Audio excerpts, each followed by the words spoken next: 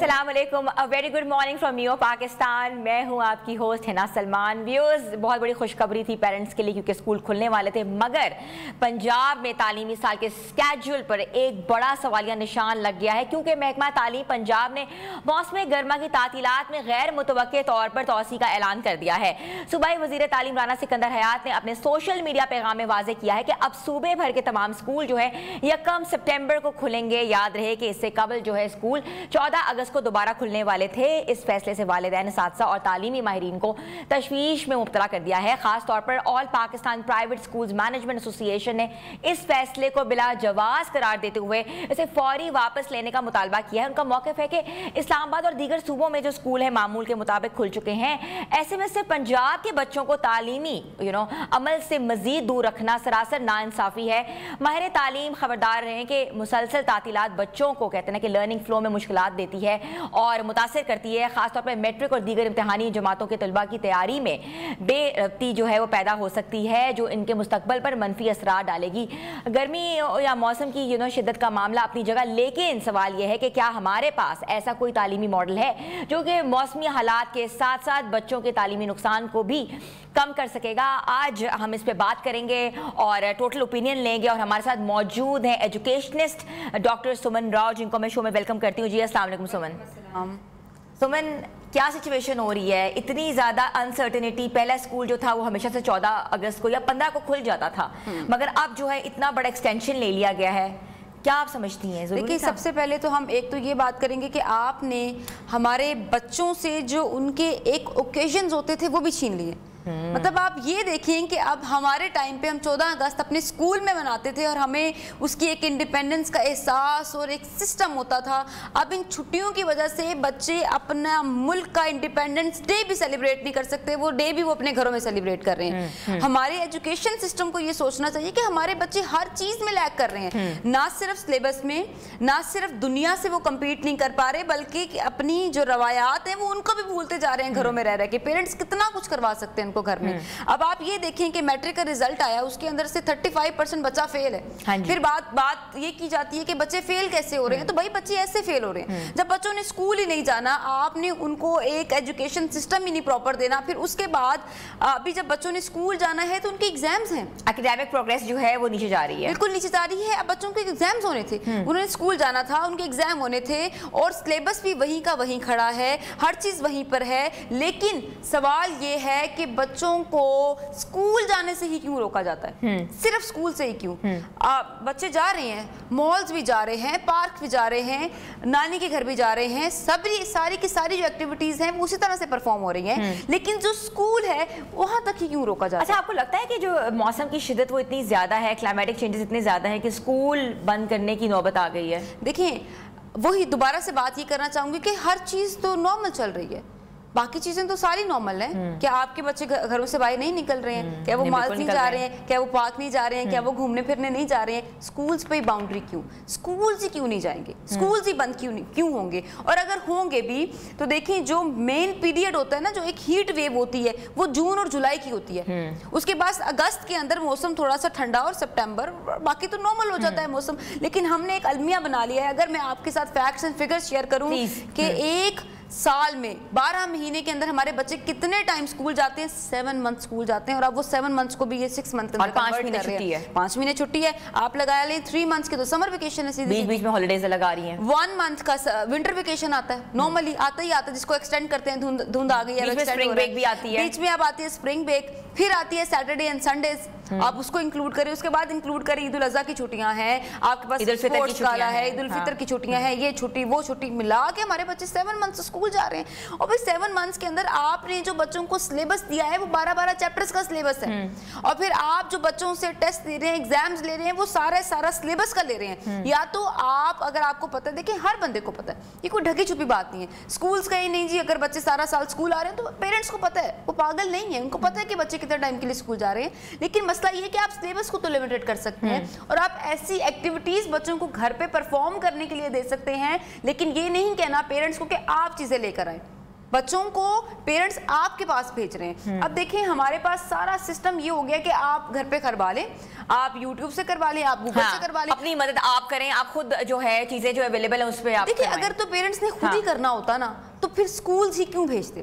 वो स्कूल इसलिए भेजते हैं कि आप उनको एक डायरेक्शन देंगे, चीजें देंगे, उन्हें संभालने वाला कोई होगा, बच्चों को बताने वाला कोई होगा, एक पैटर्न होगा प्रॉपर। अदरवाइज तो फिर होम स्कूलिंग जिंदाबाद। अच्छा समन, आपने देखा होगा कि देखो जिसको फीस स्ट्रक्चर आता है 3 महीने की जो फीस वो भी दी जाती है, और अगस्त के महीने में आपको पता है एसी के भी चार्जेस लिए जा रहे हैं, स्टेशनरी के भी चार्जेस लिए जा रहे हैं, सर्च चार्जेस भी लिए जा रहे हैं, टैक्सेशन भी बढ़ गई है।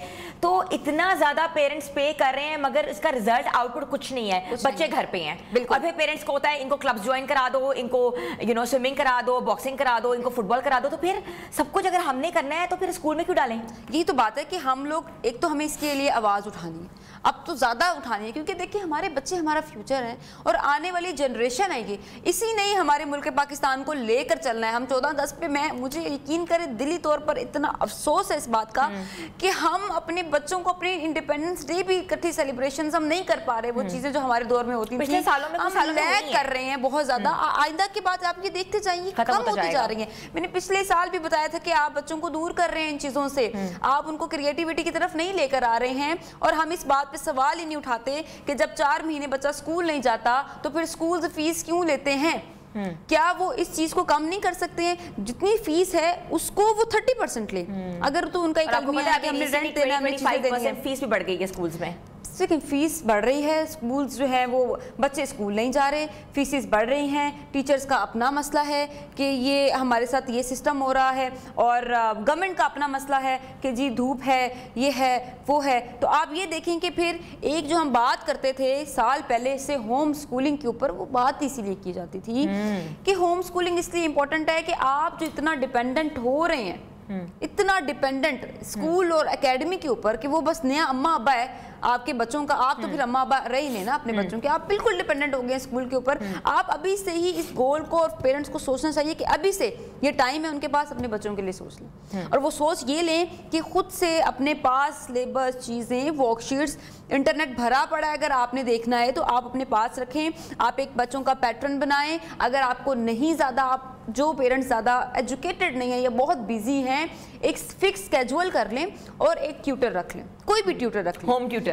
रखें, 110% रखें ट्यूटर। जो आप फीस उतनी उधर पे कर रहे हैं तो आप एक ट्यूटर रखें, एक टाइम बनाएं अपने बच्चों का, और ऐसे नहीं करें कि 6 मंथ का प्लान बनाएं, बर्डनाइज हो जाएंगे आप 1 मंथ का प्लान बनाएंगे, 1 मंथ में मेरे बच्चे ने ये चीजें करनी है और ये इंटरनेशनल चीजें और यही करनी है। आप उसको इंटरनेशनल कंप्लीट हम कैसे कर सकते हैं जबकि स्कूल ही इतने बंद हैं?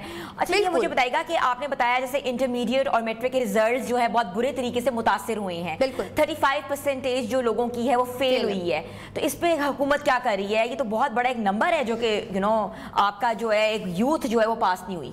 देखें एक तो पास नहीं हुई, दूसरी एक पेशेंट गोई मैंने बहुत पहले भी की थी कि बच्चे सुसाइड्स करेंगे अब, क्योंकि अब की जो बच्चे हैं वो 13, 14 और 15 साल का बच्चा नहीं तो बम होता है वो। आप उसको किसी के सामने डांट दें वो गया, क्योंकि अब हमारे पास इमोशनली बच्चों की अटैचमेंट और चीज़ें इतनी वो जज्बात में आ गए हैं कि बच्चों ने सुसाइड्स की इस बात पे कि एक तो किसी बच्चे को पता चला कि किसी ने उसको डांटा है, मेरी इंसल्ट हो रही है, बुलिंग की है, जिसकी वजह से बच्चे जो हैं वो ये हरकतें कर रहे हैं। अब मसला ये है कि बच्चे फेल क्यों होते हैं, उसमें एक तो सबसे बड़ी रीज़न ये आ गई कि बच्चे स्कूल जाते ही नहीं हैं, और दूसरी सबसे बड़ी रीज़न हमारे सिस्टम की है, बच्चों की नहीं है। मैं बिल्कुल बच्चों के राइट में उस चीज़ पे, हमारे एजुकेशन सिस्टम के अंदर फॉल्ट है। वो फॉल्ट ये है कि वो एक तो रट्टालाइजेशन सिस्टम के ऊपर चलते हैं, पेपर पैटर्न जो है वो पूरा रटाया है कि ये चीज़ें आनी है। फिर तीसरा मसला ये है कि बच्चों को बताते ही नहीं है कि पढ़ाया भी नहीं जाता, कहते खुद कर लो, आप खुद भी कर लें। और देखिए बच्चों को उसके बाद एग्जाम्स वापस भी नहीं मिल रहे हैं। मुझे भी नहीं पता और आपने भी नहीं पता कि आपके बच्चे ने पेपर में क्या लिखा है। ह्यूमन एरर्स पॉसिबल हैं, हम ये नहीं कह रहे कि ह्यूमन एरर नहीं हो सकता है, पेपर में कुछ इशू आ सकता है। आप बच्चों को पेपर वापस करें ताकि वो देख सकें, तसल्ली हो सकी और दोबारा से उस चीज के लिए रिपीटली तैयारी कर सकें। इंटरमीडिएट का पेपर देखने के लिए आपको बहुत अगोदो करनी पड़ती है, बहुत जाके आपको मिलते समाजते करनी पड़ती है, ऐसे पेपर नहीं दिखाया लेकिन उसके बाद भी वो सिर्फ रीकाउंट होता है, रीचेक नहीं हो सकता। लेट्स सपोज अगर किसी बच्चे ने कोई डेफिनेशन किसी और बुक से देखकर लिख ली है और कॉन्सेप्ट ठीक है, लेकिन वो उसके अकॉर्डिंग ठीक नहीं हो, क्योंकि जी वहां पे लिखा हुआ है कि जो पंजाब पंजाब टेक्स्ट बुक के अंदर चीज है आपने वही लिखनी है। अच्छा। अब चाहे बच्चा बाहर से कोई भी कॉन्सेप्ट लेकर आ गया है, उस कॉन्सेप्चुअल बेस्ड लर्निंग नहीं है, रॉट मेमोराइजेशन है, बिल्कुल भी नहीं है। ये तो खूनी रटलाइजेशन सिस्टम है, जिसको मैं कहती हूँ कि मैट्रिक और इंटरमीडिएट बच्चों को तबाही का एक लेवल है। आप क्या समझती हैं ये नहीं कराना चाहिए सिस्टम? जो पेरेंट्स देख लें, क्योंकि you are an expert, you are an education, आप करिकुलम देखती हैं, तो नहीं कराना चाहिए सिस्टम? आप अपने बच्चों को कैम्ब्रिज की तरफ लेकर आए, व्हाट डू यू से? नहीं, कैम्ब्रिज की तरफ लेकर आए। देखिए कैम्ब्रिज आप इससे बिल्कुल भी जो है वो उसको एक्सेप्ट ये नहीं कर सकते हैं कि कैम्ब्रिज जो है वो एक अच्छा सिस्टम नहीं। Cambridge is a good system इस वजह से है कि वो कॉन्सेप्चुअल है, आपके बच्चे उसमें क्रिएटिव लर्निंग की तरफ आते हैं। लेकिन मसला ये है कि हम क्यों बच्चों को मूव करें? हमारा गवर्नमेंट का जो सिस्टम है वो क्यों नहीं ठीक करता अपने पंजाब दूसरे के सिस्टम को फॉलो करें? हम क्यों दूसरे के सिस्टम को फॉलो कर रहे हैं? हमारा सिस्टम क्यों नहीं ठीक हो सकता? जब हम इतना अरबों रुपए पे कर रहे हैं एजुकेशन के ऊपर, हम जीडीपी भी ले रहे हैं, हर चीज कर रहे हैं, उसके बाद भी हमारा सिस्टम क्यों नहीं ठीक हो रहा? पंजाब टेक्स्ट बुक के ऊपर सबने ये किया कि जी syllabus change, syllabus change, syllabus change. मैं आपको बता दूं सिलेबस चेंज किया है। पहला और दूसरा जो पेज है वो चेंज हो गया। पहले अगर तोता बना हुआ था तो अब उधर बिल्ली बन गई है बायोलॉजी में, ठीक है। जो चैप्टर पहले 1 2 3 4 थे वो चैप्टर को उनका सीक्वेंस कर दिया उन्होंने। अच्छा, ये और वेला मचा दिया। कोई विजडम की चेंज नहीं है, कोई नॉलेज चेंज नहीं है, कोई चैप्टर्स चेंज नहीं है, ऊपर नीचे है, सबको पता है। जो सीक्वेंस थी उसको ऊपर नीचे कर दिया है, कुछ टॉपिक्स के नाम चेंज कर दिए। मैंने आपको बताया तोता बना हुआ था बिल्ली कर दी है, ये चेंज किया। ये हमारे एजुकेशन सिस्टम के अंदर हो रहा है। आपने चेंजिंग्स करनी थी, आप क्रिएटिविटी लेकर आते हैं। अच्छा, पहले कुछ अर्सा पहले एक बात हुई थी, नेशनल करिकुलम करेंगे सबके लिए, एक करिकुलम करेंगे। वो आप क्या समझती है, वो ठीक था फैसला? वो ठीक था। और दूसरा सवाल, वो हो नहीं सकता। क्यों नहीं हो पाया? वो हो भी नहीं सकता। वो हो इसलिए नहीं सकता क्योंकि हमारे यहाँ पे एक माफिया है जो गवर्नमेंट स्कूल्स और प्राइवेट स्कूल्स को इकट्ठा नहीं होने देता, क्योंकि फीसिस का चक्कर है। जो प्राइवेट है, प्राइवेट की फीसिस क्यों इसलिए इतनी ज़्यादा है? आपने अपनी स्कूलिंग का भी थोड़ा सा फ़र्क देखा होगा। एक पंजाब टेक्स्ट बुक होता है, एक होता है ऑक्सफोर्ड, उसकी फीस होती है ज़्यादा। फिर एक आता है ऑक्सफोर्ड और पंजाब टेक्स्ट बुक, उसकी फीस उससे ज़्यादा। फिर एक आता है कैम्ब्रिज, उसकी फीस सबसे ज़्यादा। फिर एक आता है अमेरिकन सिस्टम, उसकी फीस उससे ज़्यादा। तो अगर ये सारा सिलेबस ही सेम हो जाएगा, हर चीज़ सेम हो जाएगी, तो फिर फीसिस का जो रोल है वो किधर जाएगा? तो अच्छा, बिल्कुल आप बात ठीक करिए। वो तो एक स्ट्रक्चर है, प्राइवेट और गवर्नमेंट स्कूल्स के जो अलग अलग मसाइल हैं वो तो हम काफ़ी अरसे से एड्रेस करें, मगर अभी तक कुछ नहीं हो सका। और जो नेशनल कैरिकुलम जो सेटअप करना था वो भी नहीं हो पाया, क्योंकि कोई स्कूल मानता था, कोई स्कूल नहीं मानता था।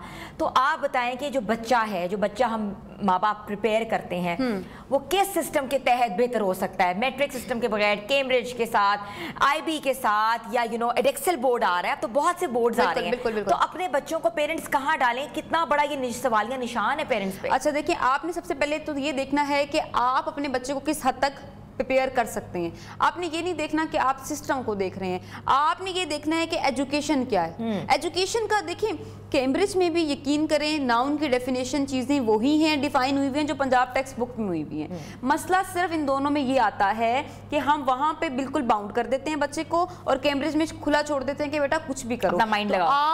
आप एडिशन उधर भी है, एडिशन इधर भी है, सब्ट्रैक्शन इधर भी है, सब्ट्रैक्शन इधर भी है। डिफरेंस सिर्फ और सिर्फ कॉन्सेप्ट का है बच्चों का, और माइंड लेवल का है। आपने अपने बच्चे को प्रिपेयर इस तरह से करना है कि बेटा आप कोई भी सब्जेक्ट पढ़ रहे हो, कोई भी टॉपिक पढ़ रहे हो, let it be like it. आपको जो समझ आती है लिखो, जितना समझ आता है लिखो, और उसको बार बार प्रैक्टिस करो। तो मैं आपको बता रही हूँ कि जितने सिलेबस हैं इनके अंदर कॉन्सेप्ट ऑलमोस्ट 80% जो टॉपिक्स हैं वो सेम है, लेकिन डिफरेंस सिर्फ और सिर्फ बच्चों की जहनियत के साथ आ जाता है कि आप अपने बच्चे को कितना खुला छोड़ रहे हैं। सुमन, मुझे बताएगा कि जैसे कि अभी जो है छुट्टियां जो है एक्सटेंड कर दी गई हैं, अगर 31 को स्कूल खुलेंगे, तो कुछ स्कूल्स अगर हाइब्रिड मॉडल पे जाते हैं, कुछ स्कूल्स ऑनलाइन क्लासेस पे जाते हैं, तो आप ये समझती हैं ये जो मॉडल है ऑनलाइन क्लासेस है ये सही है, या ये बच्चों की नरिशमेंट में कोई एक इम्पॉर्टेंट रोल प्ले करेगा? देखिए, जब हमने एक रिसर्च की ना कि कोरोना के अंदर, क्योंकि ऑब्वियसली पैंडेमिक था, तो सब स्कूल्स के साथ एक यही सिस्टम हुआ कि ऑनलाइन चले गए। उसके अंदर ऑनलाइन की वजह से हमारा नुकसान ये हुआ कि हमारे जो 70% बच्चे थे वो ऑनलाइन चीज़ को एक्सेप्ट ही नहीं कर पाए, क्योंकि बच्चों की इंटरेक्शन इस तरह से बनाना कॉल के ऊपर वो नहीं बन सकती। एजुकेशन एक ऐसा फैक्ट है कि जब तक आप हाथ में पेंसिल और ऐसे पेपर रख के लिखेंगे नहीं ना, आपको समझ नहीं आएगी चीज़ की कि आप क्या चीज़ कर रहे हैं, आप क्वेश्चन कर रहे हैं, आप बार बार पूछ रहे हैं। एजुकेशन, हम जो ये क्लासरूम ہوتا ہے نا کلاس روم کا ایک ڈیکورم ہوتا ہے, اس کو اس لیے کلاس روم کہتے ہیں کہ بچے ایک دوسرے سے بات کر رہے ہیں, کوشچن آنسرز کر رہے ہیں, چیزیں ہو رہی ہیں. تو وہی آپ کی جو بات آ گئی کہ جو آن لائن ہے وہ آن لائن کو ایک سوٹیبل میڈیم نہیں ہے. ہمیں پھر بھی یہی کوشش کرنی چاہیے کہ جب ہمارے پاس فیسلٹیز ہیں الحمدللہ, ہمارے پاس اچھے سکولز ہیں, اچھے ٹیچرز ہیں, تو کیوں نہ ہم اسی سسٹم کو اچھے سے اچھا بنایا جائے, اور اچھے سے اچھا اگر چل بھی رہا ہے تو جو چھٹیاں ہیں اس کو منیمائز کیا جائے. بچے گھر بیٹھ کے کچھ نہیں کر رہے ہیں سوائے موٹے ہو رہے ہیں, اور بچے دیکھیں ہیلدی ہو رہے ہیں obviously کیونکہ کھا پی رہے ہیں اور اس کی کوئی ایکٹیویٹی نہیں ہے نا بچوں کی. بچے بیچارے کیا کریں, اب صبح اٹھ جاتے ہیں تو گھر والوں سے ویسے لگ جاتے ہیں, آن لائن گیمز پہ ابھی بھی ڈانٹ پڑ رہی ہے ان کو. اب کیا کریں, ان کے پاس بھی تو کوئی اور چیز نہیں ہے نا کرنے کے لیے. ہمارے پاس تو چلے ہم نے تو اپنی ایک روٹین بنا لی, تو اب پیرنٹس کو چاہیے آج کے دن سے اپنے بچوں کی کوئی نہ کوئی روٹین سیٹ کر لیں. آپ نے گورنمنٹ کے اوپر نہیں رہنا, آپ نے کسی اور کے اوپر نہیں رہنا, آپ کا بچہ ہے, آپ نے خود پالنا ہے. خود سوچیں آج بیٹھ کے کہ بھائی کرنا کیا ہے. چلیں لیٹ سپوز سکولز نہ ہوتے, کچھ نہ ہوتا تو ہم کیا کرتے, پھر وہ جب سوچیں گے کہ ہم کیا کرتے تو وہ بہت اچھا کریں گے جو بھی کریں گے. ایک چیز اور میں پوچھنا چاہوں گی, بینگ پیرنٹ مائی سیلف, پہلے زمانے میں نا پورے سمر پیکس آتے تھے, سمر ہوم ورکس آتے تھے, آپ کو ریفرنس دیے جاتے تھے, آپ کو بتایا جاتا یہ ناول پڑھ لو, یہ بک پڑھ لو. ہمیں بھی یاد ہے اسکولز میں, مگر اب چیزیں ایسی نہیں ہیں. کہیں سے مجھے نہیں لگ رہا کہ سمر پیکس آئے, بیکاز میرے بچوں کے تو اسکول سے سمر پیکس نہیں آئے اور نہ ہوم ورکس آئے ہیں. کیوں؟ اس کی ایک ریزن یہ بھی ہو سکتی ہے کہ بچوں کو جو جتنے سکولز ہیں وہ یہ سمر پیکس بھی انہوں نے کم اس وجہ سے کر دیے ہیں کہ جو بچے ہیں وہ گھر پہ ریلیکس رہیں. وہ بچے گھر پہ ریلیکس ہو کر کیا کریں گے. حالانکہ سمر ہوم ورک کا کانسیپٹ ہوتا تھا کہ انہوں نے 2.5 مہینے میں پورا ہوم ورک ختم کر کے سبمٹ کرانا ہوتا تھا. یا تو اگر وہ سمر پیکس نہیں دے سکتے تھے نا, وہ نا ایک آپ کو کی پلان دے دیتے صرف اور صرف پیرنٹس کے لیے. اس کی پلان میں 3 months کا پلان ہوتا, ایک ہی دفعہ بننا تھا نا ان کا تو پلان. اس 3 months میں جب وہ پلان ہوتا تو اس میں دیا ہوتا کہ جب week 1 آئے گا تو آپ نے بچوں کو یہ کریٹو رائٹنگ کا ٹاپک کروا دینا ہے, جیسے ان کا ٹیچرز کا پلان آتا ہے. یہ چیز آپ نے سکھا دینی ہے, یہ تھوڑی سی کوڈنگ کے ورڈز ہیں آپ نے یہ سکھا دینے ہیں, یہ تھوڑا سا روبوٹکس ہے, یہ تھوڑا سا AI ہے, اور جو سنڈے ہے سنڈے کو آپ نے یہ ایکٹیویٹی بچے کو کروا دینی ہے. اور ایک پروجیکٹ بیس بھی ہوتا ساتھ ساتھ کہ آپ نے یہ والا جو پلانٹ ہے اس کو آپ نے سیڈ کرنا ہے, سیڈلنگ کرنی ہے, یہ والا پلانٹ آپ نے 3 months کے بعد لے کر آنا ہے. سوشل سروسز کے اندر, کمیونٹی ورکس کے اندر کوئی نہ کوئی پلاننگ دے سکتے تھے کہ بچوں کو بھیج دیں, آپ SOS بھیج دیں, آپ کسی اور NGO میں بھیج دیں تاکہ بچے دیکھیں, ایکسپیرینس کریں, وہ چیز لکھیں. بالکل, وہ کہہ رہی ہوں کہ ایک پلانر دے دیتے پیرنٹس کے لیے, پیرنٹس کو آسانی ہو جاتی. پیرنٹس آپ کے لیے, آپ کے اوپر اسی لیے ڈیپینڈ کرتے ہیں کہ آپ ان کو لے کر چلیں گے, لیکن اب آپ بھی لے کر نہیں چل رہے ہیں, گورنمنٹ بھی نہیں لے کر چل رہی ہے. تو ہماری تو منسٹری آف ایجوکیشن سے جو ہے وہ ریکویسٹ ہے کہ بچوں کا ٹائم ویسٹ ہو رہا ہے, ہمارے بچے انٹرنیشنل مارکیٹ کو کمپیٹ نہیں کر پا رہے ہیں. خدا رہا ہمارے سلیبس کو دیکھا جائے, اس کے اوپر دوبارہ سے نظر ثانی کی جائے, بچوں کا سلیبس منیمائز کیا جائے, سلیبس کو کریٹو کیا جائے, اور اس کے ساتھ ساتھ سکولز کو ہدایات دی جائے کہ یہ جو سسٹم ہے اس کو تھوڑا سا بہتر بنایا جائے اور سکولز دوبارہ سے ری اوپن کیا. تھینک یو سو مچ سمن for having such a nice and detailed discussion. ہمارے ساتھ موجود تھیں ماہر ایکسپرٹ تھیں, ایجوکیشنسٹ تھیں سمن راؤ, جن کا یہ کہنا تھا کہ 35% آف دا جتنے بھی یوتھ ہے جو میٹرک اور انٹر میں ایگزام دے رہی تھی وہ بالکل پاس نہیں کر سکی. That's a big number, big challenge. تو اس چیلنج کو اوور کم کرنے کے لیے جو ہالیڈیز ہیں ان کو کم کرنا چاہیے, اور جس طرح جو اتنی زیادہ تعطیلات دی جا رہی ہیں 4-5 مہینے کی, وہ کم کریں گے تو رزلٹ اچھے آئیں گے, اور ہمارا جو بچہ ہے, جو اسٹوڈنٹ ہے, وہ انٹرنیشنل اسٹوڈنٹس کے ساتھ کمپیٹ کر سکتے ہیں. ویوز چھوٹی سی بریک پہ جانا ہے, بریک میں واپس آ رہے ہیں. آپ دیکھ رہے ہیں نیو پاکستان.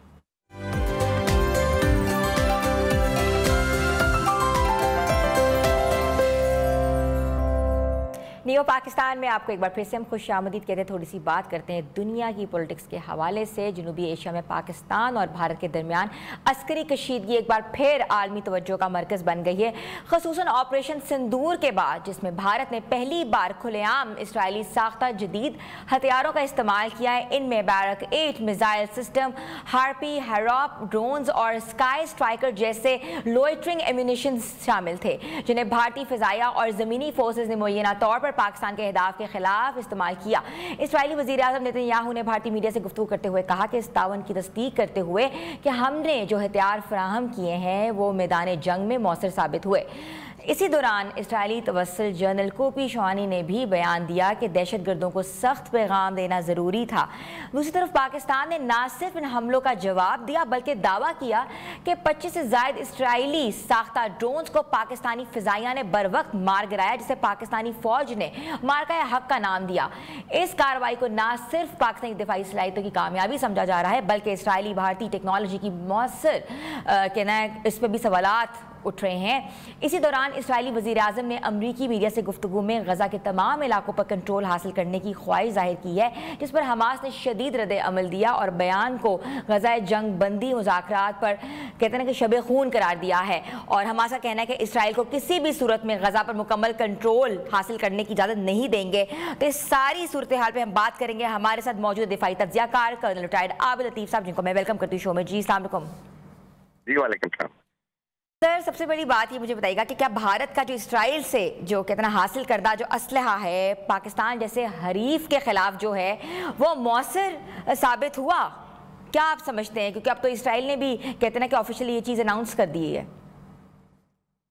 जी, ये आप इस बात का जवाब देने से पहले कि क्या ये मौसर साबित हुआ या नहीं, थोड़ा सा बैकग्राउंड देना चाहूँगा जी। क्योंकि देखें, इसराइल और इंडिया की जो आपस में कोऑपरेशन है, मिलिट्री कोऑपरेशन या दोस्ती या जो बॉन्डहेमी आप एक डेवलप हो रही है, ये डिकेड रोल है। 2004 के बाद ये इसमें काफ़ी मोमेंटम आया और मोदी साहब के आने के बाद तो ये मल्टीप्लाई हुई। आप इवन देखें तो एक वैली है कश्मीर के अंदर कैरोल, जिसके जो इनकी पार्वती वैली के अंदर जितने गांव हैं वो सारे के सारे पिछले 10 साल से वहाँ पे हजारों जू आते हैं, छुट्टियां वहाँ गुजारते हैं। वहाँ पे इनके सेंटर्स हैं, वहाँ पे इवन कुछ ऐसी जगह हैं जहाँ पे इवन लिखा हुआ है Indians are not allowed.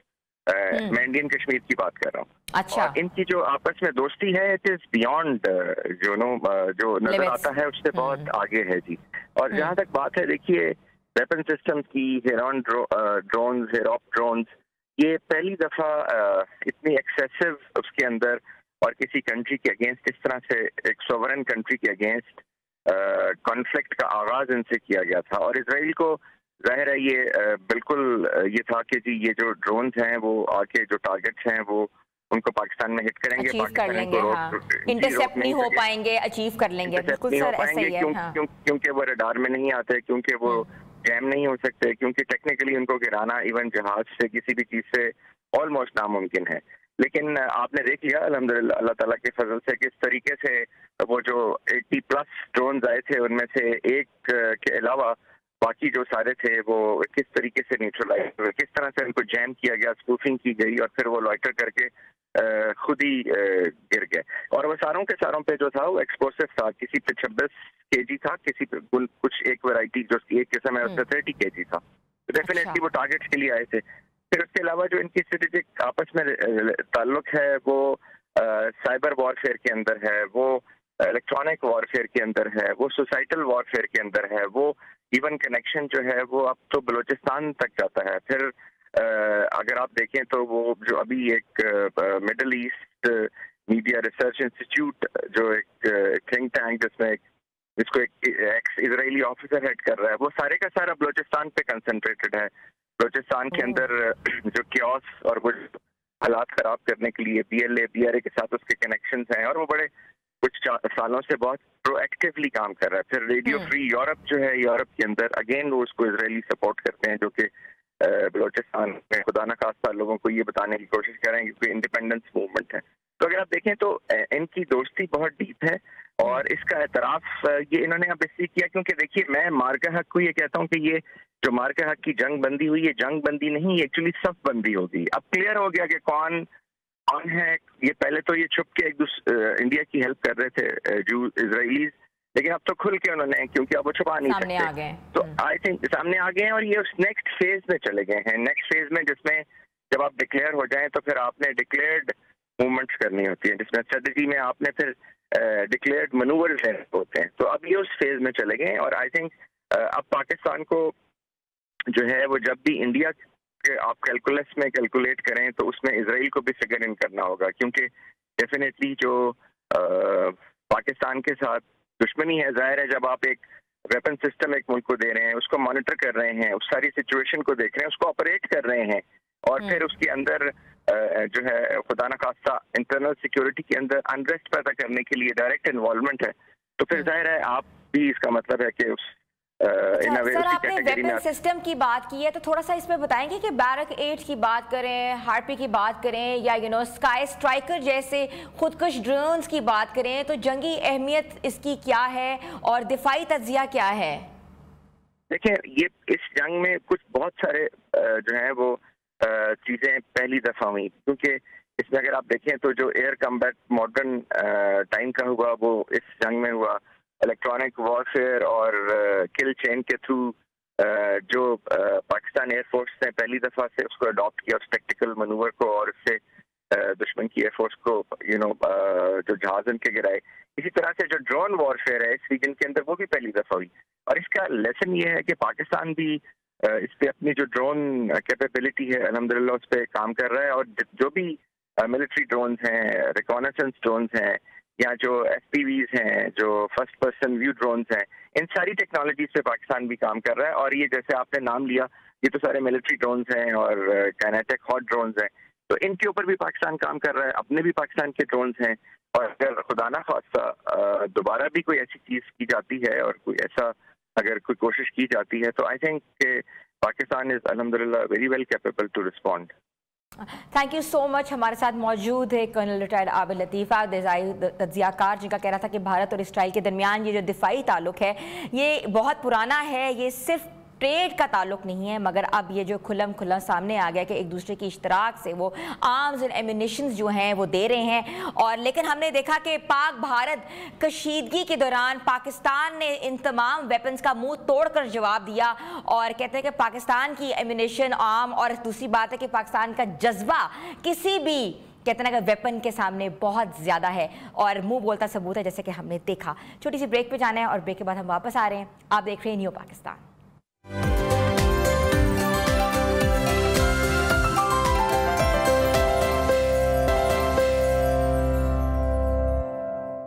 New Pakistan میں آپ کو ایک بار پھر سے ہم خوش آمدید کہتے ہیں. تھوڑی سی بات کرتے ہیں پاکستان کی معیشت کے حوالے سے. ملک میں ایک جانب معیشی اشاریوں میں بہتری کی خبریں خوش آئند پیغام دے رہی ہیں، تو دوسری طرف سیاسی کشیدگی اور اختلافات قومی منظرنامے پر گہرے اثرات ڈال رہی ہے. وزیر اعظم شہباز شریف نے نئے مالی سال کے پہلے ماہ میں برآمدات کے 2.70 ارب تک پہنچنے پر اطمینان کا اظہار کیا ہے. ان کے مطابق ایک ماہ میں 9% اضافے نے یہ ثابت کر دیا ہے کہ ملک کی برآمدی صنعت بہتری کی طرف گامزن ہے. ساتھ ہی انہوں نے عالمی مالیاتی اداروں کی کریڈٹ رینکنگز میں بھی بہتری اور پاکستان اسٹاک ایکسچینج 1,45,000 پوائنٹس عبور کرنے کو معاشی استحکام کا مظہر قرار دیا ہے. وزیر اعظم نے اس کامیابی کو حکومت کی معیشی پالیسی اور ترجیحات کا نتیجہ قرار دیا ہے جو کہ کاروبار دوست ماحول اور سرمایہ کاری کے فروغ کے گرد گھومتی ہے. لیکن سیاسی محاذ کی صورتحال یہ اکثر مختلف ہے. ایک طرف پی ٹی آئی رہنماؤں کی نااہلیاں سے دو چار ہیں، دوسری طرف جانب جو ہے ضمنی انتخابات کی تیاریاں بھی جاری ہیں. P T I chairman barrister Gohar کا کہنا ہے کہ ہر قدم سے قبل بانی چیئرمین عمران خان سے مشاورت کی جائے گی. ساتھ ہی 5 اگست کے احتجاج کو وہ مؤثر کامیاب قرار دیتے ہیں اور دعویٰ کرتے ہیں کہ ارکان پارلیمنٹ اپنی ذمہ داریاں پوری کریں گے اگرچہ ان پر مقدمات کی بھرمار ہے. ادھر خیبر پختونخوا میں بھی صورتحال خاصی تلخ اور متنازع ہو گئی ہے. گورنر فیصل کریم کنڈی نے وزیر اعلیٰ علی امین گنڈاپور کو کل کا بچہ قرار دے دیا ہے اور کہا ہے یہ سیاسی ماحول میں مزید جو ہے شدت پیدا کر دی ہے. ان کے مطابق وزیر اعلیٰ کے حالیہ بیانات ایف ٹی ایف جیسے عالمی فورمز تک جا پہنچے ہیں اور یہ بیانیہ غیر ذمہ دارانہ ہے. ساتھ ہی یہ بھی دعویٰ کیا ہے کہ پی ٹی آئی نے صوبے کو کہتے ہیں کہ ٹھیک طریقے سے اس کی نگہداشت نہیں کی. تو اس ساری سچویشن پہ ہم بات کریں گے. ہمارے ساتھ موجود ہے سینئر تجزیہ کار عامر الیاس رانا صاحب جن کو میں شو میں ویلکم کہتی ہیں. جی السلام علیکم عامر صاحب. جی وعلیکم السلام. سر پہلے بتائیے گا کہ حکومت نے ایک ماہ میں برآمدات میں کہتے ہیں نا کہ 9 جو پرسنٹیج جو زیادہ قرار دیا ہے اور کہا ہے کہ واقعی کوئی معاشی بریک تھرو اور یا محض وقتی بہتری ہے. اس کے بارے میں آپ بہتر بتا سکتے ہیں سر یہ کیا ہے؟ لیکن یہ امریکہ کے لیے ایکسپورٹ کے لیے کل پرائم منسٹر نے کہا تھا اور ظاہر ہے کہ ہمیں تو ایک ایک دن اور مہینے جو گن کے آئی ایم ایف کے ٹارگٹ بھی پورے کرنے ہیں اور پاکستان کی اقتصادیات کو بھی بہتر کرنا ہے، تو اس لحاظ سے تو یہ خوش آئند ہے. لیکن ظاہر ہے کہ برآمدات کے لیے انڈسٹری کا چلنا بہت ضروری ہے. معاملات سیاسی ہوں یا امن و امان کے، ان سب کو ٹھیک کرنا ضروری ہے. تو گورنمنٹ کو چاروں طرف لڑنا ہے، ایک طرف نہیں لڑنا کہ جی اگر ایک مہینے ہو گئی ہے. اور پرائم منسٹر اسی لیے مسلسل میٹنگز بھی لیتے ہیں اور بہت سارے لوگ ان میٹنگ سے تنگ بھی ہوتے ہیں کہ بہت زیادہ کرتے ہیں. لیکن معاشی اہداف حاصل کرنے کے حوالے سے یہ ضروری بھی ہو جاتا ہے کہ آپ نے جو ٹارگٹ رکھے ہیں ان کو چیک بھی کرتے رہیں. صرف افسران پہ نہیں پرائم منسٹر چھوڑ رہے، وہ براہ راست کرتے ہیں. جیسے ابھی زرعی بینک کی ایک میٹنگ کی تو انہوں نے کہا میں ہر 3 ہفتے کے بعد زرعی بینک کی کارکردگی کا بھی جائزہ لوں گا. مختلف سیکٹرز کے اوپر کرتے ہیں, FBR کی اصلاحات پہ کرتے ہیں. اللہ کرے کہ یہ کامیاب ہوں, لیکن اصل ایشو وہی ہے کہ مسلسل پائیداری کے ساتھ ان معاملات کو چیک رکھنا چاہیے. ایکسپورٹ کے کیونکہ ہم جتنی بھی ایکسپورٹ کریں وہ کم ہے, کیونکہ ہماری بچت پاکستان کی اقتصادیات کی اب وہ نہ گرانٹ ملتی ہیں, کہیں سے امداد نہیں ملتی, تو قرضے ہیں, قرضوں کا سود ہم ادا نہیں کر سکتے. یا تو پاکستانی جو ریمیٹنسز بھیجتے ہیں, زر مبادلہ بھیجتے ہیں, وہ ہیں, یا ہماری ایکسپورٹ. پاکستان کی بقا صرف اسی میں ہے کہ میکسیمم ایکسپورٹ کی جائے اور جہاں تک ہو سکے امپورٹ کو کم کیا جائے, تاکہ یہ جو بیلنس ہے وہ برقرار رہ سکے اور پاکستان کے لیے جو معاشی مشکلات ہیں ان کا کچھ نہ کچھ ازالہ کیا جا سکے. سر تھوڑا سا اکانومسٹ بینگ ایکسپرٹ اگر ہم بات کریں تو کہ پاکستان کی جو اسٹاک ایکسچینج ہے 1,45,000 پوائنٹس کے ساتھ جو ہے وہ کیا آپ سمجھتے ہیں یہ پائیدار ہے؟ کیا یہ حقیقی معاشی ترقی کا عکس نظر آ رہا ہے آپ کو؟ نہیں, یہ ایک طرح سے عکس ہے. اس کو حقیقی معاشی ہر جہت پہ آپ کو الگ کرنا ہے. جیسے ہم ابھی ایکسپورٹ کی بات کر رہے تھے, وہاں پہ ٹریڈنگ ہو رہی ہے, لوگوں کا کانفیڈنس ہے. دیکھیں اب جو انڈیا میں ہوا ہے ٹرمپ کے بیانات کے ساتھ, تو وہاں پہ وہ کریش کر گئے ہیں. اگر یہی سچویشن اگر ہم جنوری میں سوچیں جو تھی کہ ٹرمپ آئیں گے اور پتہ نہیں پاکستان کے بارے میں کیا کہہ دیں گے, بائیڈن ایڈمنسٹریشن کا بھی رویہ ٹھیک نہیں تھا, تو آج جو اعتماد بن رہا ہے پاکستان کے حوالے سے جنگ جیتنے کے بعد, تو اس سے معاشی اشاریہ بہتر ہونے کی توقع بھی کی جا رہی ہے. نمبر 1. نمبر 2 یہ کہ جیسے انڈیا کے اوپر ٹیرف ہے, بالکل جتنا مرضی وہ بڑھا دیں وہ نقصان انڈیا کا ہے. ہمیں اپنی جو مارکیٹ ہے کمپیٹ کرنے کی, انڈیا ایک بہت بڑی مارکیٹ ہے. اگر وہ $80 ارب کی ایکسپورٹ امریکہ کو کر رہے تھے تو وہ ان کا نقصان ہے. ہم بطور دشمن یہ کہہ سکتے ہیں جی بہت اچھا جی ان کو نقصان ہو رہا ہے, لیکن کیا اس ایکسپورٹ میں ہم حصہ لے سکتے ہیں؟ ہم اپنی چیزیں اتنی بڑھا سکتے ہیں؟ ہماری ڈیوٹی 29% پرپوز کی گئی تھی جو 19% پہ آ گئی. ہماری ٹیکسٹائل بڑی برآمدات میں سے ایک ہیں اور امریکہ کو بھی ہیں, لیکن ہمارے مقابلے میں ترکی کو 15% ڈیوٹی لگی ہے. تو دیکھیں نا, ان کی پھر ان کی انپٹ سستی ہیں, ہماری بہت مہنگی ہیں, بجلی مہنگی ہے, چیزوں کے وسائل کے حوالے سے. تو یہ ساری ہمہ جہت ایک کوشش ہے جو سارے معاشی معاملات کو ملا جلا کے چلنے کے اوپر ہے کہ آپ اپنی ایکسپورٹ اورینٹڈ انڈسٹری کو بہت زیادہ چلائیں, فروغ دیں. لیکن مسئلہ یہ آ جاتا ہے کہ ہماری ایکسپورٹ اورینٹڈ انڈسٹری جتنی بھی ہے وہ حکومتی آسائشات پہ پلنے کے لیے تیار ہوتی ہے. ہر مراعات لیتے ہیں کہ جی ان کو سبسڈی اس میں بھی دے دیں, اس میں بھی دے دیں, اور ڈالر یہ باہر رکھ لیتے ہیں. وہ میکینزم ہونے چاہیے کہ بالکل جہاں ہم ایکسپورٹ بڑھا رہے ہیں وہاں ڈالر جو کما رہا ہے انڈسٹریلسٹ وہ واپس بھی لائے. تو یہ سب چیزیں ہیں, ملا کے ہی کام بن سکتا ہے. اچھا سر, یہ بتائے گا کہ عالمی اداروں کی کریڈٹ ریٹنگ کی اگر بات کریں تو اس میں بہتری کا جو عملی طور پر پاکستان کی اکانومی پر کتنا بڑا اثر ہو سکتا ہے؟ نہیں دیکھیں, کریڈٹ ریٹنگ مختلف اوقات میں جب یہاں حالات خراب ہوتے ہیں وہ خراب کر دیتے ہیں. اب 2-3 جگہوں پہ جو کریڈٹ ریٹنگ ہے ہماری بہتری آئی ہے. تو یہ وہی بات جو آپ تیسری دفعہ پوچھ رہی ہیں, یہی کوشش ہونی چاہیے کہ ہم اپنے اندر جیسے معاشی اہداف IMF نے دیے ہیں, ہم کچھ چیزوں کو حاصل کر سکے ہیں. سرپلس کو ہم نے پورا کیا ہے, کہیں کمی آئی ہے, کچھ کنڈیشنز کے اوپر پریشر ہے. اب جیسے آج بڑی خبر یہ ہے کہ جی پرائیویٹائزیشن, اخبارات کی خبر کی بات کر رہا ہوں, ویسے تو ٹی وی کی تو کل کی تھی یہ, کہ بڑے 12 اداروں کی نجکاری کر دی جائے گی. تو گورنمنٹ کا ہونا چاہیے فوکس کہ کیوں گورنمنٹ بزنس میں موجود ہے, بہت اچھے انداز سے نکالیں ان کو, سفید ہاتھیوں کو جن کو ہم پال رہے ہیں. کچھ اچھے ادارے بھی ہیں لیکن وہ بھی حکومت کا کام نہیں ہے, ان کو بہت اچھی شرائط پہ نجی شعبے کے حوالے کرنا چاہیے. پھر ہی بات بنے گی کہ گورنمنٹ اس جو ایک سبسڈیز دیتی ہے بے شمار ان ملازمین کو جو موجود ہیں, لیکن اگر وہی پرائیویٹائز ہو جائیں تو وہ پرافٹ میں بھی چلے جاتے ہیں, کام بھی کرتے ہیں. یہاں سرکاری ملازمین تنخواہ پینشن لے کے دونوں طرف سے قصور ہوتا ہے کہ گورنمنٹ کی طرف سے سیکٹر نہیں چلایا گیا, ادارے کے لوگوں نے مراد پہ گزارا کیا. ان سب کو ٹھیک کرنے کی ضرورت ہے. تھوڑی سی سر پالیٹکس کے اوپر بھی آپ نظر ڈالیں گے کہ PTI جو چیئرمین ہے بیرسٹر گوہر کا عمران خان سے مشاورت پر اصرار کیا ہے, اس بات کا اندیہ ہے کہ پارٹی اب صرف ایک شخصیت پر انحصار کر رہی ہے, کیا یہ بات درست ہے؟ پہلے بھی انہی پہ کر رہی تھی, عمران خان پہ ہی. عمران خان کے بغیر ہے کچھ نہیں. عمران خان نے کسی کو با اختیار بنایا ہی نہیں. جن کو مذاکرات کا کہتے ہیں, جب وہ مذاکرات کی بات کر کے آتے تھے تو انہیں واپس کر دیا. جنہیں کہا لڑنے جاؤ, لڑ لیے تو وہ اریسٹ ہو گئے, تو وہ بھی پھنس گئے. اب ساری چیزیں مکس ہو کے 2 سال گزر گئے عمران خان کی جیل میں. تو اب پہلے بھی ذمہ دار وہی تھے اور اب زیادہ ذمہ داری عمران خان کے اوپر ہے کہ وہ پارٹی کی بقا سمجھتے ہیں یا اپنی رہائی کو بہتر سمجھتے ہیں کہ پہلے انہیں رہا ہونا چاہیے. لیکن ہر دو صورتوں میں انہیں سیاسی حکمت عملی بنانی ہوگی. وہ جو جارحانہ حکمت عملی ہے وہ ان کی ناکام ہو چکی ہے, وہ کامیاب نہیں ہو سکی. اب جو 5 اگست کا احتجاج تھا وہ سارا سوشل میڈیا کے اوپر تھا, گراؤنڈ پہ ریئلی کچھ بھی نہیں تھا. تو ابھی اب وہ 14 اگست کو کہہ رہے ہیں, اس کے اوپر بھی ایک مذاق بن گیا کہ آپ ہر قومی تہوار کو یا ایسے دن کو چن لیتے ہیں, تو انہیں یہ نہیں کرنا چاہیے کام. سر آپ نے بتایا کہ احتجاج کے بارے میں بات کی, تو 14 اگست والا احتجاج جو ہے 5 اگست والے احتجاج سے کتنا مختلف ہوگا, کیونکہ آپ کو پتہ ہے سیاسی گرفتاریاں بھی ہو رہی ہیں؟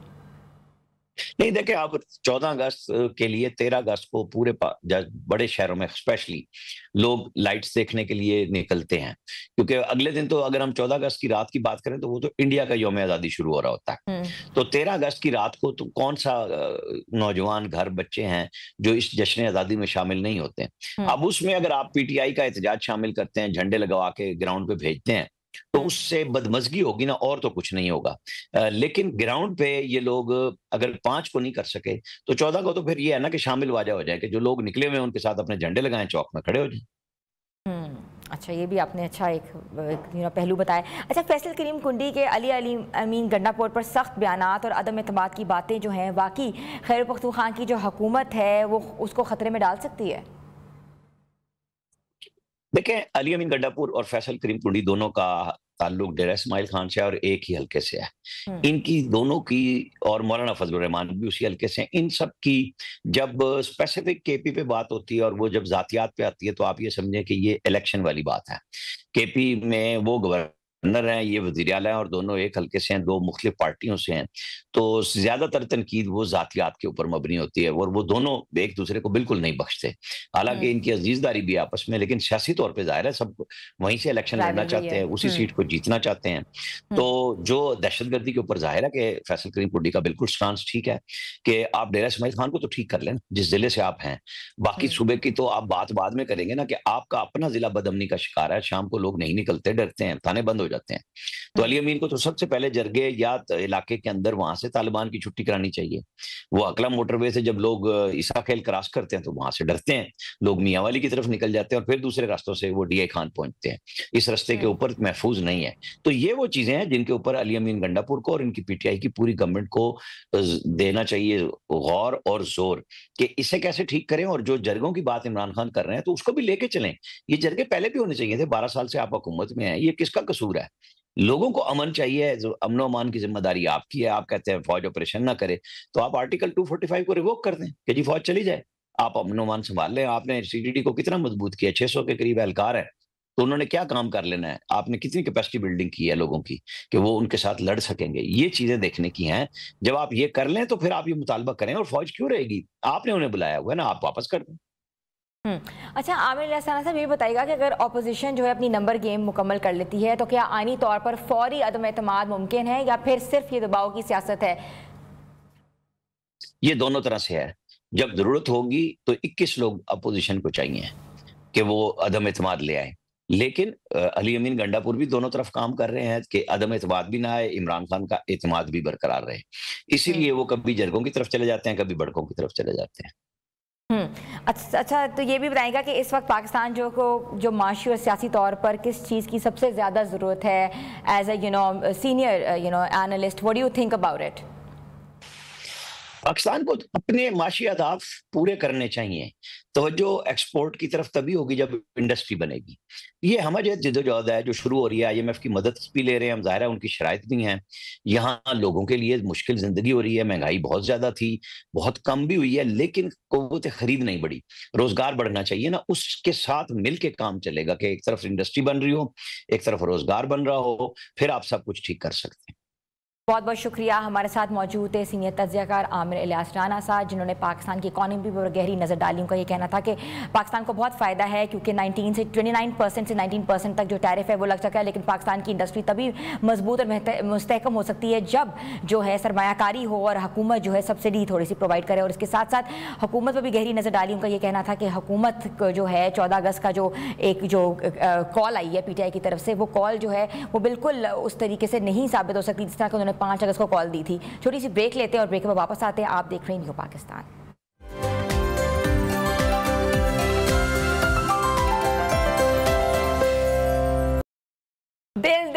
पाकिस्तान, जहाँ जहाँ पाकिस्तान, क्या जबरदस्त याद जो है वो ताज़ा करा दी। 3 दहाइयों के बाद पेप्सी लेकर आया है वही एंथम जो हर दिल हर जबान पर है। एक लाजवाल याद, एक कौमी क्लासिक, ये पेप्सी दिल दिल पाकिस्तान की म्यूजिक वीडियो एक सफर है पाकिस्तान की याद और कहते हैं अदवार का।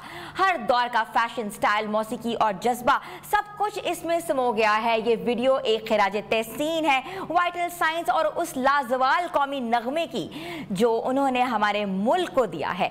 मौसीकी, जज्बात और जश्न को यकजा करते हुए पेप्सी एक बार फिर स्टेज की बच्चियों के बीच मौजूद है, जहां पॉप कल्चर और पाकिस्तान आपस में मिलते हैं और आप भी बन सकते हैं इस जश्न का हिस्सा। हर घंटे जीते 1 लाख रुपए, बस पेप्सी पिएं और उसके जो पैक की स्कैन करें और जीतें कैश प्राइजेस। तो ज़बरदस्त किस्म की ऑफर है, तो आप लोग ज़रूर अवेल करें और 14 अगस्त को जीत सकते हैं ढेरों ढेर अमानत। तो इसके साथ साथ हम लोग जो है ना वो हमेशा से ये याद करते हैं, ये जो गाना जो हमारे मिली नगमे है ना वो हमारे दिलों में बसते हैं। और जब भी 14 अगस्त करीब आती है तो ऐसे कहते हैं ना कि आपको गूज बम्स आते हैं और मिली नगमे ऑटोमेटिकली जो है मुंह से निकलना शुरू हो जाते हैं। तो व्यूअर्स, छोटी सी ब्रेक ले रहे हैं और ब्रेक के बाद वापस आ रहे हैं। आप लोग हमारे साथ रहें।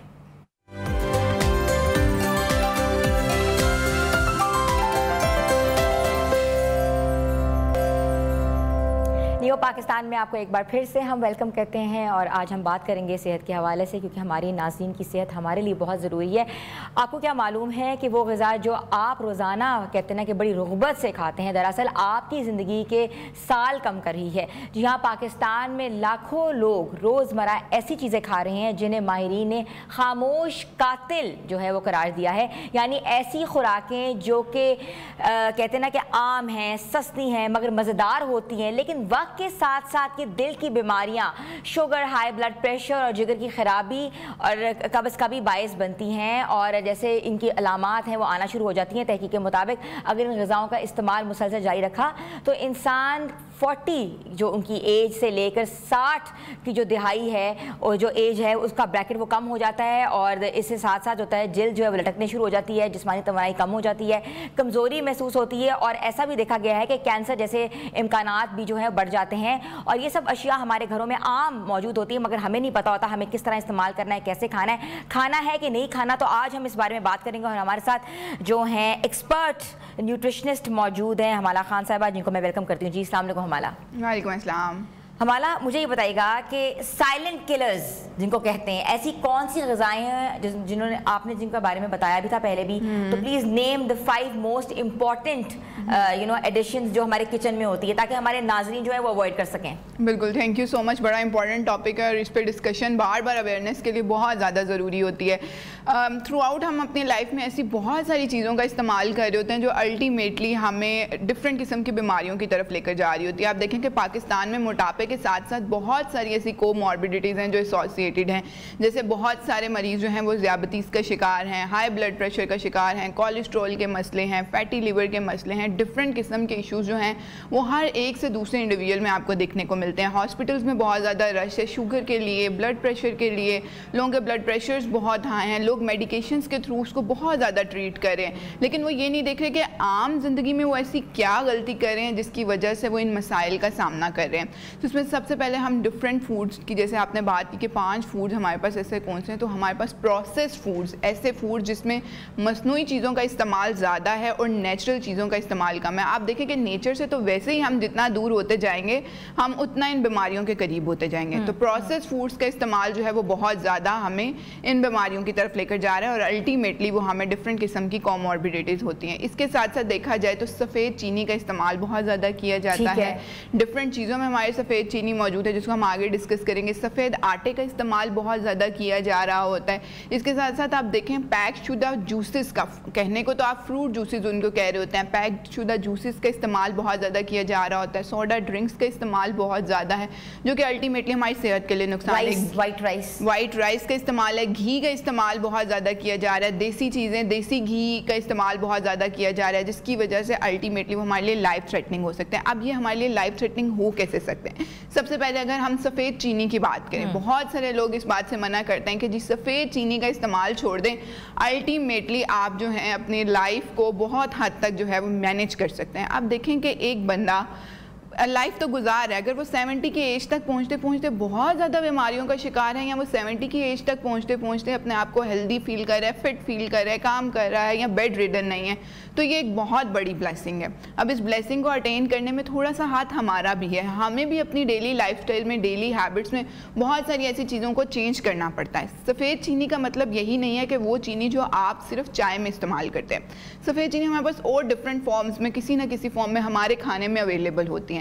सबसे पहले आप देखें, बहुत सारे ऐसे लोग जो जंक फूड्स का इस्तेमाल करते हैं। जब वो जंक फूड्स का इस्तेमाल करते हैं तो वो क्या कर रहे हैं, पिज़्ज़ाज कंज्यूम कर रहे हैं, बर्गर्स कंज्यूम कर रहे हैं, डिफरेंट चीज़ें जो कंज्यूम कर रहे हैं, उसकी जो सॉसेस बनी होती हैं अल्टीमेटली उसके अंदर भी वाइट शुगर का इस्तेमाल किया जा रहा होता है, जो कि हमारी सेहत के लिए नुकसानदेह होता है। अब वाइट शुगर जब हम कंज्यूम करते हैं तो हमारा ब्रेन ये नहीं कहता कि इसको ख़त्म कर दो, ठीक है आपने वाइट शुगर कंज्यूम कर लिया, आपकी क्रेविंग पूरी होगी। The best worst part is वो ये कह रहा होता है कि इसको और कंज्यूम करो, मोर शुगर मोर शुगर। सो वो अल्टीमेटली हमारी क्रेविंग्स उससे बढ़ती जा रही होती हैं, which is a very bad practice. अच्छा, अब हम सफ़ेद चीनी को जब छोड़ते हैं तो बहुत सारे लोग, हमारे पेशेंट्स हमारे क्लिनिक में भी जब आते हैं, कहते हैं जी हम तो रोटी खा रहे हैं। जब बहुत ज़्यादा हिस्ट्री लेने पे पता चलता है वो सफ़ेद आटे की रोटी का इस्तेमाल करें। देखिए, सफ़ेद आटा हमारी सेहत के लिए बहुत ज़्यादा नुकसानदेह, क्योंकि उसके अंदर से हमारे पास फाइबर्स ही निकल गए हैं। वो फाइबर जो हमारी डाइजेशन के लिए इंपॉर्टेंट है, जो हमारी बॉडी के लिए इंपॉर्टेंट है, वो फाइबर ही जब उसमें से निकल गए हैं तो उस आटे का क्या फ़ायदा। उसमें न्यूट्रिएंट्स भी नहीं मौजूद, क्योंकि वो अल्टीमेटली इतना प्रोसेस होकर आ रहा होता है, न्यूट्रिएंट्स भी निकल जाते हैं, अल्टीमेटली वो एक कैलोरीज का मजमुआ बन जाता है। तो कैलोरीज इस्तेमाल करने से बेहतर है आप सफ़ेद आटे की जगह गंदम का आटा इस्तेमाल करें, छान का आटा इस्तेमाल करें, फाइबर्स ऐड करके उसको इस्तेमाल करें, ताकि अल्टीमेटली वो आपके डाइजेस्टिव सिस्टम को भी इंप्रूव करे, कॉन्स्टिपेशन से बचाए, आपके ब्लड शुगर लेवल्स को लो रखे, आपके ब्लड प्रेशर को मेंटेन रखे, कोलेस्ट्रॉल को जो है वो आपकी बॉडी से बाहर निकालता रहे। अब जी, रोटी तो खा ली, लेकिन हम लोग ये बताना भूल जाते हैं कि रोटी को कंजम्पशन कैसे करनी है। बहुत सारे लोगों को कहा जाता है पराठा कंज्यूम नहीं करें आप। वो क्या करते हैं, पराठा तो कंज्यूम नहीं करें, लेकिन रोटी के साथ ही देसी घी का इस्तेमाल कर लिया, ऊपर ही लगा लेते हैं, ऊपर ही वो प्रॉपर डाल लिया कि जी हम पका तो नहीं रहे ना, हम साथ इस्तेमाल करें। देसी घी नो डाउट गुड फैट है, सैचुरेटेड फैट है, लेकिन 7% से ज़्यादा इस्तेमाल करना, यानी कि 1 से 2 टीस्पून अ डे इस्तेमाल करने से ज़्यादा देसी घी इस्तेमाल नहीं करना। बिल्कुल, लोग खाना बना रहे हैं देसी घी में, लोग उसको डिफरेंट तरह से इस्तेमाल कर रहे हैं, ऐसे मत करें। सिर्फ 1 से 2 टीस्पून जो है वो आपकी सेहत के लिए बहुत इंपॉर्टेंट है, ठीक है। लोग दूध में डालकर इस्तेमाल करें। बहुत सारी न्यूट्रिशनिस्ट कुछ स्टेजेस पे लोगों को दूध में देसी घी का रिकमेंडेशन देती हैं, लेकिन वो आप अपने के लिए या किसी और मसाइल, लेकिन वो आप अपने मुआलिज के मशवरे से इस्तेमाल करें। अगर आप देसी घी का इस्तेमाल बहुत ज्यादा कर रहे हैं, सुबह भी कर रहे हैं, शाम को भी कर रहे हैं, तो वो भी अल्टीमेटली आपकी सेहत के लिए नुकसान है। हमारा सोडास पे आओ, क्योंकि आपने मेन 3 चीजों के बारे में बात करें। सोडा पे व्हाइट सोडा कितना बिल्कुल, जैसे ही गर्मियां बढ़ जाती हैं लोगों को लगता है कि यही सोडा जो है वो हमें डिहाइड्रेशन से प्रिवेंट कर रहे होते हैं, लेकिन यही हमारी सबसे बड़ी मिस्टेक है। यही सोडा हमें डिहाइड्रेशन की तरफ लेकर जा रहे होते हैं, क्योंकि इसके अंदर इतनी ज्यादा चीनी की कंसंट्रेशन मौजूद होती है जो अल्टीमेटली आपकी बॉडी से पानी को बाहर निकाल रही होती है। तो कोशिश करें कि उन सोडास की जगह ऐसी चीजों का इस्तेमाल किया जाए जो अल्टीमेटली आपकी सेहत के लिए अच्छी हो। जैसे कि आप पुदीने का जूस इस्तेमाल कर सकते हैं, उसके अंदर आप लेस सॉल्ट और लेस शुगर की कंसंट्रेशन रखें, या आप शुगर की जगह कोई अल्टरनेट इस्तेमाल कर लें, या इसके अलावा आप यूज़ कर सकते हैं सत्तू का जो है वो बहुत मज़े का बाहर अवेलेबल होता है, इमली आलू बुखारे का जूस होता है। तो एक रिक्वायर्ड क्वांटिटी में इस्तेमाल करें, और चीनी के बगैर जिन चीज़ों का आप इस्तेमाल करें वो अल्टीमेटली आपको फ़ायदा दे रही होती है। अच्छा, इसके साथ साथ एक बहुत गलत प्रैक्टिस है उसकी ऑलिव ऑयल की। ऑलिव ऑयल, बहुत सारे लोग जी हम तो ऑलिव ऑयल यूज़ करें, हम तो ऑलिव ऑयल में खाना पकाते हैं, तो हमारा तो बहुत अच्छा है ये सिस्टम। आप देखें जो फैंसी बॉटल्स में ऑलिव ऑयल आ रहा है आप उसका इस्तेमाल ना करें। जो एक्स्ट्रा वर्जिन ऑलिव ऑयल है आप सिर्फ अगर उसका इस्तेमाल करें तो वो आपकी सेहत के लिए अच्छा है। वो भी कहते हैं स्प्रे करो, से स्प्रे करो। वही बात कहने लगी थी कि अगेन आप उसकी क्वांटिटी जो है वो ज़रूर देख लें कि आपने उसको किस क्वांटिटी में इस्तेमाल करना है, तो वो अल्टीमेटली आपकी सेहत को फ़ायदा पहुँचा रहा होता है। अच्छा, जिन लोगों को ब्लड प्रेशर है, शुगर है, कोलेस्ट्रॉल के इश्यूज हैं, तो उनको किन किन चीज़ों से कर्ब करना चाहिए, रिफ्रेन करना चाहिए, नहीं खानी चाहिए, बिल्कुल भी जिंदगी से निकाल देना चाहिए, इसके बारे में बता दें। बिल्कुल, ये वाले जो पेशेंट्स होते हैं स्पेसिफिकली एहतियात नहीं करते। हमारे घरों में जो पेशेंट्स शुगर या ब्लड प्रेशर के होते हैं आप देखेंगे वो स्पेसिफिकली एहतियात नहीं कर रहे होते, बहुत सारी ऐसी बेतहाशा चीज़ों का इस्तेमाल कर रहे होते हैं जो उनको डॉक्टर ने या उनके न्यूट्रिशनिस्ट ने मना की होती हैं। अब इसमें सबसे पहले आप देखें कि रोटी का इस्तेमाल वो बहुत ज़्यादा कर रहे होते हैं, चावल का इस्तेमाल बहुत ज़्यादा कर रहे होते हैं, गोश्त का इस्तेमाल बहुत ज़्यादा कर रहे होते हैं। लोग कहते हैं कि گوشت کے اندر تو افادیت ہے، فیٹ ہے، اچھا فیٹ ہے، لیکن الٹیمیٹلی وہ بھی آپ کا کولیسٹرول بنا رہا ہوتا ہے اگر آپ اس کا استعمال ایک ریکوائرڈ اماؤنٹ سے زیادہ کر رہے ہیں تو ایسے لوگ جو ہیں وہ پرہیز کریں. روٹی کا استعمال جتنا ان کے وزن کے مطابق، ان کے بلڈ شوگر لیولز کے مطابق، ان کے بلڈ پریشر رینجز کے مطابق ان کے ڈاکٹر نے سجیسٹ کیا ہے صرف اتنا استعمال کریں. اچھا ہمارا میں آپ سے یہاں سوال پوچھوں گی، اکثر جو ڈاکٹرز ہیں وہ کہتے ہیں یا نیچرل اگر ہم پیتھک کی بات کریں کہ نیچرل آلٹرنیٹیو میڈیسن والے کہتے ہیں کہ روٹی اور بوٹی کو اکٹھے نہیں کھانا چاہیے، کیا ایسا ہے؟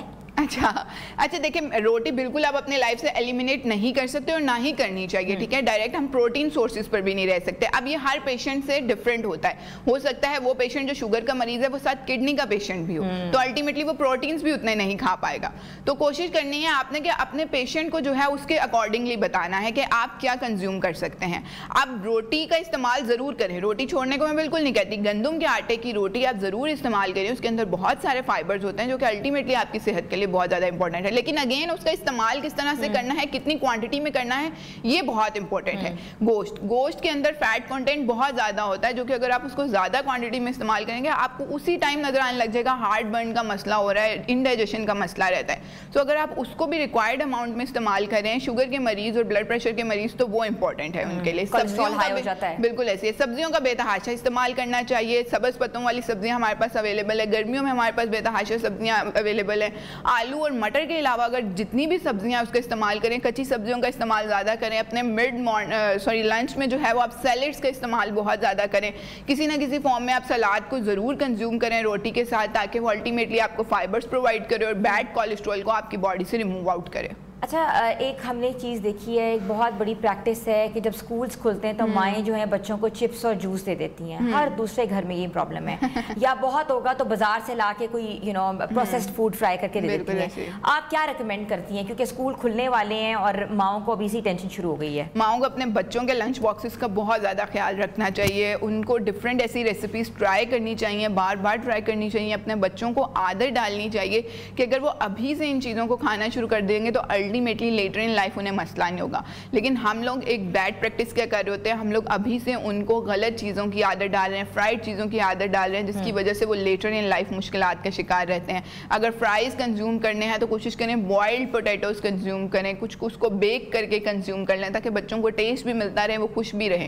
اب بچوں کے لیے اسپیسیفکلی ماؤں کو بہت زیادہ ٹائم نکالنا چاہیے، بہت زیادہ اٹینشن ان کو دینی چاہیے کہ وہ ایسی چیزیں ڈفرینٹ چیزیں ٹرائی کریں، ان کو کھلانے کی کوشش کریں، ان کے ساتھ اس چیز کو اتنا سٹوری بنا لیں اس کی. جیسے پوپا ہے وہ پالک بہت زیادہ کھاتا تھا جس سے اس کو انرجی ملتی تھی، تو الٹیمیٹلی اس طرح کی سٹوریز بلڈ کریں اپنے بچوں کے لیے اور ان کو پھر اس طرح سے چیزیں کھلائیں تاکہ وہ لیٹر ان لائف بھی اس کے لیے فائدہ مند ہو. تو بیکڈ آلو کا استعمال کر لیں، تھوڑی کوانٹٹی میں آلو کا استعمال کریں. اس کے علاوہ فروٹ کا ایک پورشن ضرور کٹ کر کے ان کے لنچ باکس میں رکھیں، کسی نہ کسی فارم میں اسٹار بنا دیا، کچھ ڈفرینٹ شیپس مل جاتی ہیں، اس کو کاٹ کے بچوں کے لنچ باکس میں رکھیں. کیونکہ اس ٹائم وہ جو بھوک کا ٹائم ہوتا ہے نا، اس ٹائم بچے کھا لیتے ہیں اگر آپ نے ان کے لنچ باکسز میں رکھا. ہم نے دیکھا کہ زیادہ تر یہ ہوتا ہے کہ فرینچ فرائز آپ نے فرائی کر کے دے دیے، وہ بھی آپ نے کہا آلو کو فرائی کر کے دے دو. تو یہ جو آلو جو ہے یہ بوائل کر کے بھی دیے جاتے ہیں، کیا اس سے بچے کی گروتھ ہوتی ہے کہ بچہ جو اوبیسٹی کی طرف چل جاتا ہے؟ یہ بھی آپ پلیز کلیئر کریں. بالکل بوائلڈ آلو بھی آپ کنزیوم کر سکتے ہیں، اس کو میش کر کے کنزیوم کر لیں. لیکن اگین بات وہی آ جاتی ہے کہ یہ نہ ہو کہ جتنے آپ فرائز دے رہی ہیں اتنے ہی آپ نے آلو، اس کو پورا آلو بوائل کر کے ڈفرینٹ آپ نے اس کو شیپس بنا کر دے دی. ہاں جی،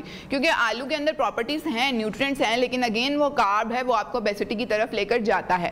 تو آپ نے کوشش یہ کرنی ہے کہ اس کو ایک ریکوائرڈ اماؤنٹ میں دینا ہے، ورنہ آپ اس کو ڈفرینٹ چیزیں ٹرائی کرائیں. آپ چنا چاٹ اس کو ٹرائی کرائیں، ڈفرینٹ قسم کی اور ریسیپیز ٹرائی کریں جس میں فروٹ سیلڈ ہو جائے، اس طرح کے ویجیٹیبل سیلڈ ہو جائے، اور ڈفرینٹ چیزیں بریڈ کے ساتھ کچھ بنا کر دے دیں، ایگز کے ساتھ کچھ بنا کر دے دیں. ضروری نہیں ہے کہ ہم نے آلو کو ہمارا 70 سے 80% بچے سبزیاں نہیں کھاتے. ہم بچپن میں جتنا مرضی ان کے منہ میں ڈال دیں، لیکن جب بڑے ہوتے ہیں تو آٹومیٹکلی وہ فاسٹ فوڈ کی طرف رخ کرتے ہیں. تو کیا کرنا چاہیے، کیسے پیرنٹس کے لیے آسانی پیدا کریں؟ کیونکہ پیرنٹس جو ہے بہت مشکلیں بھی کتنا کہ ان کے لیے ہوتی ہیں کہ یہ ڈیسائیڈ کرنا کہ آج گھر میں کیا بنائیں. بالکل. اچھا اس میں یہی ہے کہ آپ نے ہیلدی ایٹنگ ہیبٹ جو ہے نا وہ ان کو بچوں کو شروع سے ہی ڈیولپ کروانی ہے. بڑے ہو گئے ہیں وہ نہیں کھا رہے سبزیاں، تو یہ ایک بہت بیڈ پریکٹس ہے. آپ نے اس لائف میں ان کو کوئی نہ کوئی ایسا ایکسپیریمنٹ کیا ہے جس کی وجہ سے وہ کنزیوم نہیں کر رہے. آپ کیا کریں کہ آپ ان کے برگرز اگر بنا رہے ہیں، کیونکہ آبویسلی برگرز اور سینڈوچز کی طرف وہ زیادہ رہتے ہیں، ساسز کا استعمال کم کریں، تھوڑی سبزی سیلڈ زیادہ استعمال کریں، پروٹین کا کباب جو ہے وہ زیادہ اچھا سا بنا کر لگائیں، بریڈ کو بیک کر کے دے دیں تاکہ ان کی برگر کی کریونگ بھی پوری ہو جائے اور الٹیمیٹلی سبزیوں کا بھی وہ उनको मिल जाए। So much. हमारा खान हमारे साथ मौजूद थी, न्यूट्रिशनिस्ट हैं, उन्होंने ज़बरदस्त किस्म की रेमेडीज़ भी बताई हैं, रेसिपीज़ भी बताई हैं कि बच्चों की न्यूट्रिशन कितनी इंपॉर्टेंट है। इसके साथ साथ जो लोग फास्ट फूड ज़्यादा खाते हैं उनको 7 चीज़ें जो हैं अपनी ज़िंदगी से निकाल के फेंक देनी चाहिए, क्योंकि 7 चीज़ें जो हमने आपको गिनवाई हैं वो उनके लिए वाकई सेहत के लिए मुज़र हैं। तो व्यूअर्स, आज का हमारा प्रोग्राम आपको कैसा लगा? अपना फीडबैक ज़रूर दीजिएगा, हमारे सोशल पेजेस पे जाए न्यू पाकिस्तान पर, कमेंट ज़रूर कीजिएगा। अपनी होस्ट हिना सलमान को इजाज़त दें, मिलेंगे अगले हफ्ते नए कॉन्सेप्ट के साथ, नए प्रोग्राम के साथ, और आप लोगों को जुमा मुबारक।